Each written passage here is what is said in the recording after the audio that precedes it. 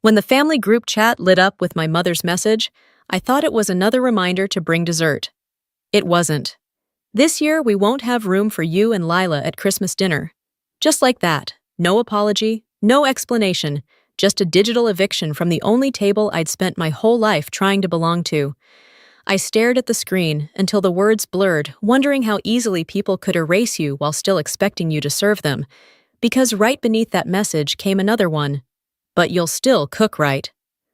That was the moment something inside me cracked. Not loud, not dramatic. Just a quiet, permanent shift. And it was in that silence, sitting in my car outside the hospital parking lot, that I realized they hadn't just uninvited me from Christmas. They'd uninvited me from the illusion that I still mattered. My name is Fallon Rivers, and that text was the day I stopped begging for a seat and decided to build my own table. The text came at 7:14 p.m., just as I was sitting in the rescue truck parked along a frozen ridge. It was my last shift before Christmas. 14 hours straight. My hands still trembling from the cold. Outside, the wind howled through Aspen Valley, sweeping snow across the mountains like a white curtain swallowing everything in sight. Inside the cab, the red emergency light pulsed against the windshield, catching the glow of my phone screen. The family group chat blinked at me, those familiar names stacked like weights I didn't remember picking up. Mom wrote first, cheerful as ever. "The house is a little crowded this year, sweetheart. Luke and his wife are bringing the twins, so the table will be full. But you can still help with dinner, right? You make the best cranberry roast." Dad followed right after. "And don't make anyone feel guilty about it. We want a joyful Christmas. Oh, and your mother's expecting her perfume from Paris." I read it 3 times slower each time, as if the meaning might change if I gave it more patience. No room. Still cook, no sadness allowed. Still send gifts. Through the frosted glass, I watched a man carry his child through the snow while a woman waved from the porch. Their laughter floated across the wind, soft, distant, unreachable. I felt like a flare left burning, too long, half light, half ash. The radio hummed Silent Night in the background, quiet and cruel in its calm. My phone buzzed again, more messages, more smiling emojis, but I didn't look. I turned the key, the truck's headlights slicing through the storm. My reflection in the rearview mirror looked like someone halfway between saving others and trying not to drown herself. For the first time, I whispered the words I didn't know I'd been carrying. No more coming back, not like this. And as I drove down through the White Valley, I realized the road ahead, cold, lonely, endless, was still kinder than the table I'd just been erased from. The Rivers house in Des Moines always looked perfect from the outside, white porch, gold wreaths and snow, so even it could have been painted. Inside, perfection came with a cost. People didn't speak, they performed. Laughter was currency, affection was credit. Love was only valid if it looked good in photos. I grew up learning how to keep my voice soft enough not to offend, and my dreams small enough to fit inside the family frame. I still remember Mom telling her friends one winter, "Fallon's kind, but she's not practical. She saves strangers, not herself." They all smiled like she'd said something charming. When I joined FEMA, they said I'd wasted my degree. When I divorced, they said I'd failed as a wife. When Lila was diagnosed with ADHD, they said I'd failed as a mother. Still, every Christmas I came back, brought gifts, cooked dinner, filled the silence with laughter. Because some part of me still believed they might love me if I kept earning it. That illusion ended with one misfired email. Mom had meant it for Luke. My name was accidentally copied. "Don't let Fallon come. She makes guests uncomfortable." And Lila, "Well, you know, we want a joyful Christmas." I read it twice, not out of disbelief, but recognition. They'd finally said out loud what I'd always known. I stared at that word joy, how they used it like bleach, scrubbing away anything that made them feel guilty. On my desk sat a photo of Lila laughing with paint on her fingers. That child deserved a world where love wasn't conditional. I closed the laptop, and for the first time in years, the house felt quiet enough for me to hear my own heartbeat. The next morning, my phone rang. Dean Walsh. We'd worked together during the Texas hurricanes. He'd always been steady in chaos. "FEMA New York needs a coordinator for the holiday storms," he said. "Bring Lila. There's more snow here, but people aren't as cold." That single sentence felt like an open door. I looked at the flickering Christmas lights, the half-leaning tree, and whispered, "Maybe it's time." By sunset, 2 suitcases stood by the door. Lila looked up from her drawing. "Where are we going, Mama? Somewhere new for Christmas? Will Grandma miss us?" If she's sad, we're happy she never understood Christmas. Lila smiled and wrote on her picture, "Where Mom smiles, that's Christmas." That night I locked the door, listening to the distant sound of a train rolling through the snow. I whispered into the stillness, "I won't sit at their table again. I'll build one where my daughter can laugh." The streetlight outside turned the snow golden. It looked less like winter and more like beginning. The train left the station at dawn, slicing through snow that looked endless. Lila sat beside me in car 8, humming White Christmas through her red headphones, her tiny hand gripping a sketchbook that said New York Adventure. I stared out the window, watching frost crawl across the glass, feeling 38 years of obedience start to crack. My phone buzzed Dad. I hesitated, then answered. His tone was brisk. "Your mother needs the menu." "I'm not cooking this year." "What do you mean?" "Who's doing it then?" "Not me. Don't start Fallon." "If you want a Christmas gift, I'll send an invoice for 10 years of unpaid labor." Silence. The kind that changes something forever. I hung up, and through the glass, I saw a small patch of frost melting, just one, but real. Lila leaned into me. "Mom will..."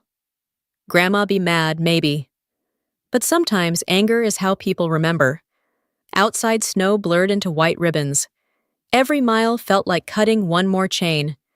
Then came the announcement, blizzard warning across the Midwest Rivers County, maybe isolated. Iowa, my family. I shut my phone whispering to myself, not my problem anymore. Yet the storm inside me had already started to rise. New York greeted us with sleet and sirens. Dean met us at Penn Station, his smile warm against the gray. "Welcome to the winter mission."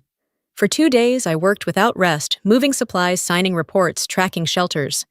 Then my eyes froze on a name, Rivers County, Iowa. Dean saw it too. "That's your home." Was I said, "and I'll do my job." That night I quietly approved an early shipment. No name attached. 2 days later, Iowa News ran the headline, "Anonymous FEMA worker helps Rivers County before blizzard." In their house lit by candles, my parents must have watched. I didn't need to see it. Mercy was its own kind of victory. In one box, I'd tucked a small note from Aspen Valley with care. My handwriting, nothing else. That night on the Manhattan Bridge, Dean said, "They'll know it's you." "Good," I answered. "Let them learn kindness still exists, even if they never deserved it." Snow began to fall quiet, endless forgiving. I never thought Christmas could look beautiful again, yet there I was standing in the middle of Grand Central Station, surrounded by traveler's light and the sound of my daughter's voice. The vaulted ceiling shimmered with gold reflections as Lila sang softly, her mittened hands clasped before her, a small badge from FEMA still dangling from her wrist. Silent night. Holy night. Her voice wasn't perfect, but it was raw, full of something that made people stop moving. Strangers turned one by one, their faces softening, as if remembering something they'd lost. My little girl, dressed in a worn coat hair, escaping her hat, sang with the unshakable faith that the world could still be kind. I stood near the back, holding a cup of cocoa gone lukewarm, watching her light fill the coldest space in New York. It was the first time I'd seen joy that didn't ask for permission.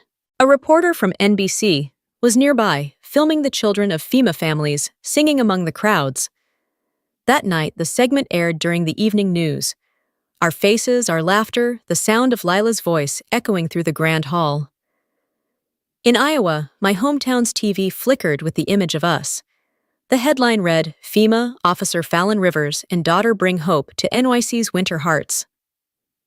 At that moment inside the Rivers house, my mother dropped her spoon. My father said nothing, just stared. Calls flooded their phone. Neighbors asked if that was their daughter, the one who saved Rivers County. My mother stumbled for words. She hung up and sat in silence, staring at the unopened envelope on the table, the one that said, "From Aspen Valley with care." I knew none of this. That night, Dean drove me and Lila back to the FEMA hotel.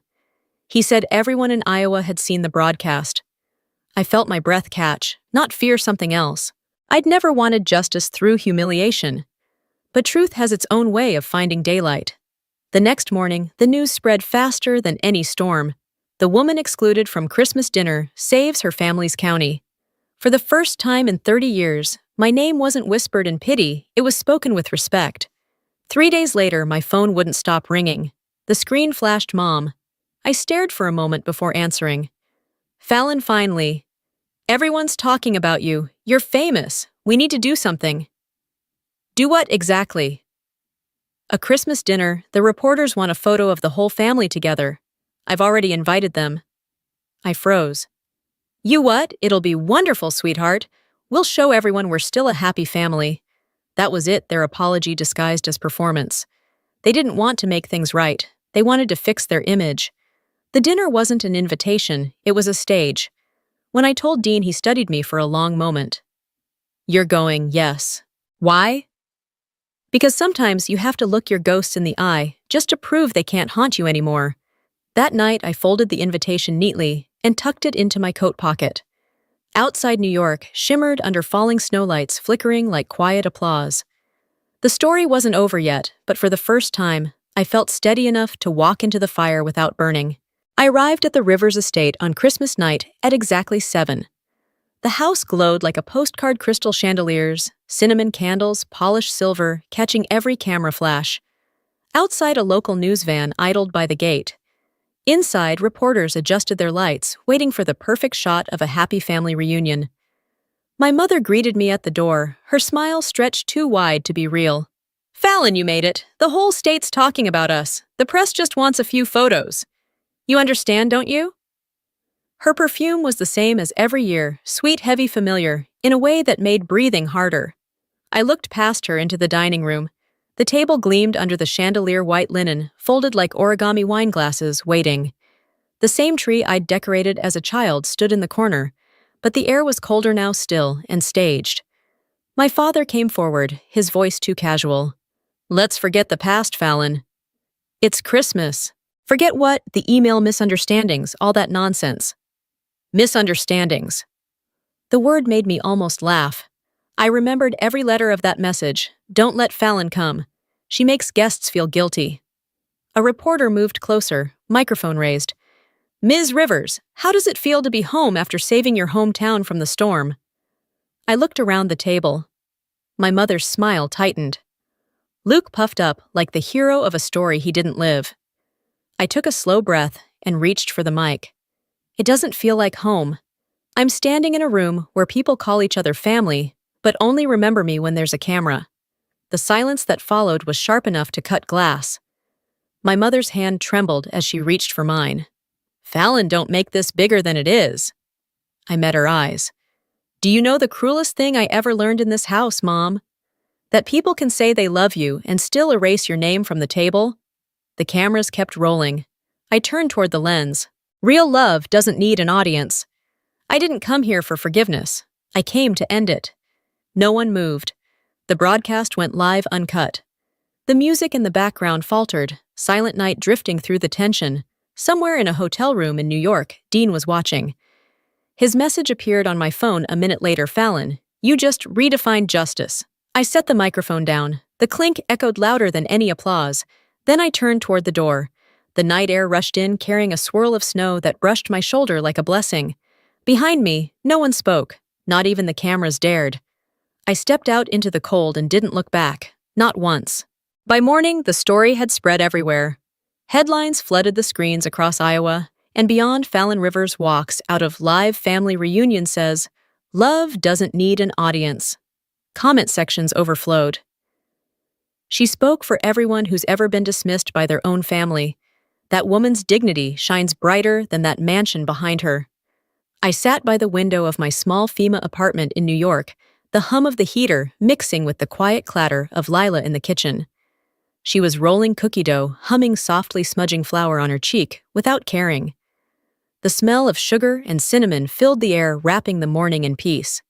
Dean came in carrying 2 coffees, his hair still damp from the cold outside. "The whole country's talking," he said, setting a cup beside me. "Do you regret it?" I took a sip before answering. "No, because you embarrassed them, because I don't need them to admit they were wrong anymore. That's the difference." He nodded, watching Lila dance between the counter and the oven. For a moment, the world felt small and warm and right.